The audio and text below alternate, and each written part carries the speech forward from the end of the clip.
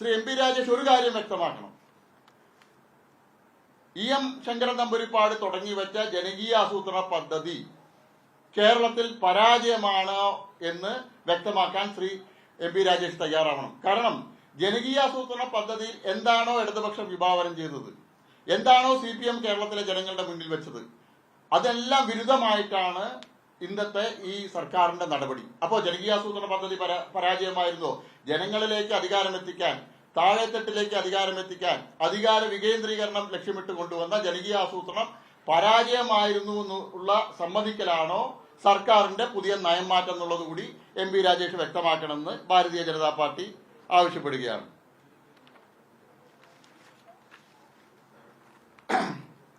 CPIയുടെ വാക്കുകൾക്ക് യാതൊരു വിലയും സർക്കാർ കൽപ്പിക്കുന്നില്ല, ഇടതുമുന്നണിയിൽ കൽപ്പിക്കുന്നില്ല. ഘടകകക്ഷിയായിട്ടുള്ള CPIയെക്കാളും ഇന്ന് ഇടതുമുന്നണിയിൽ സ്വാധീനവും ശക്തിയുമുള്ള ഒരു ഘടകകക്ഷിയായിട്ട് OSS കമ്പനി മാറിയിരിക്കുകയാണ്. ഇടതുമുന്നണി യോഗത്തിൽ CPIയും RJDയും എല്ലാം ശക്തമായിട്ടുള്ള നിലപാടെടുത്തു എന്നാണ് പറയുന്നത്. ശക്തമായിട്ടുള്ള നിലപാടെടുത്തു എന്നുള്ളത് ശ്രീ ബിനോയ് വിശ്വത്തിനെ അറിയുള്ളൂ. പക്ഷെ ആ ശക്തമായിട്ടുള്ള നിലപാടെടുത്തിട്ടുണ്ടെങ്കിൽ ആ നിലപാടിന് ഒരു വിലയുമില്ല. മറിച്ച് OSS കമ്പനിയുടെ നിലപാടിനാണ് ഇടതുമുന്നണിയിൽ വില എന്നുള്ളത് ഓരോ ദിവസത്തെയും സർക്കാരിന്റെ നയങ്ങളിൽ വരുന്ന മാറ്റം തെളിയിക്കുക. സർക്കാരിനോട് ഒരു കാര്യം ഞങ്ങൾ ചോദിക്കാൻ ആഗ്രഹിക്കുക. സർക്കാർ എം പി രാജേഷ് പറയുന്നത് നിയമപരമായിട്ടുള്ള കാര്യങ്ങളാണ് കമ്പനിക്ക് വേണ്ടിയിട്ട് നിയമപരമായിട്ടുള്ള കാര്യങ്ങളാണ് കമ്പനി ചെയ്യുന്നത്, അതുകൊണ്ടാണ് നിയമാനുസൃതമായിട്ടുള്ള കാര്യങ്ങൾ ചെയ്യാനായിട്ടുള്ള അനുവാദം കൊടുത്തിട്ടുള്ളത്. ബഹുമാനപ്പെട്ട സുപ്രീം കോടതിയുടെ വിധിയുണ്ട്.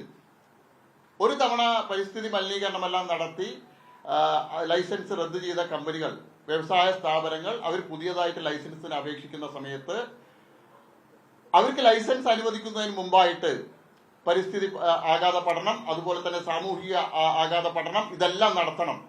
അത് നടത്തിയ ശേഷം മാത്രമേ ആ കമ്പനിക്ക് പുതുതായിട്ട് ലൈസൻസ് അനുവദിക്കാൻ പാടുള്ളൂ. അപ്പൊ ഇത്തരം കാര്യങ്ങളെ സംബന്ധിച്ച് OSS കമ്പനിയുടെ ഇത്തരം കാര്യങ്ങളെ സംബന്ധിച്ച് പരിശോധിക്കണമെങ്കിൽ അവരുടെ ഡീറ്റെയിൽഡ് പ്രൊജക്ട് റിപ്പോർട്ട് സർക്കാരിന് ലഭിക്കണം. സംസ്ഥാന സർക്കാരിന് OSS company detailed project report സമർപ്പിച്ചിട്ടുണ്ടോ എന്നുള്ളത് അറിയാൻ കേരളത്തിലെ ജനങ്ങൾ ആഗ്രഹിക്കുക. ഉണ്ടെങ്കിൽ ആ DPR പുറത്തുവിടാൻ സർക്കാർ തയ്യാറാവണം. OSS കമ്പനി എലപ്പുള്ളിയില് മണ്ണുകാട് ആരംഭിക്കാൻ പോകുന്ന പ്ലാന്റിനെ സംബന്ധിച്ചുള്ള ഡീറ്റെയിൽഡ് പ്രൊജക്ട് റിപ്പോർട്ട് സർക്കാരിന് സമർപ്പിച്ചിട്ടുണ്ടോ, വ്യവസായ വകുപ്പിന് സമർപ്പിച്ചിട്ടുണ്ടോ?